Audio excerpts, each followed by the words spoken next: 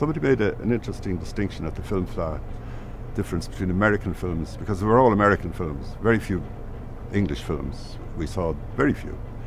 And they were all alien, of course, because America was a fairyland to us, and they all spoke in these laid-back cowboy accents. And the Brits were always populated by red accents, and all of the actors spoke like that except the Cockneys. There was always the underclass, and they all spoke like that, night.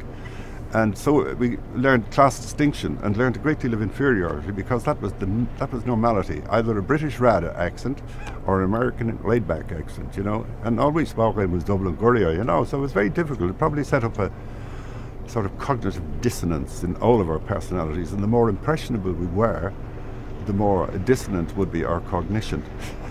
I'm putting it.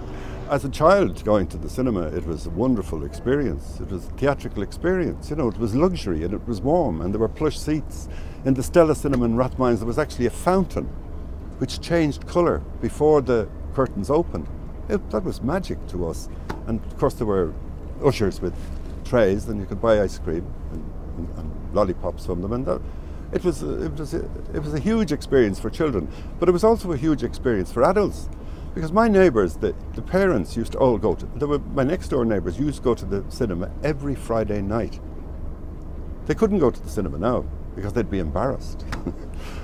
And middle-aged and older people, I don't think go to the cinema anymore. They can't, because the menu is not such as would let them escape from their lives, you know, which was the function of cinema originally, escapism into an imaginary world.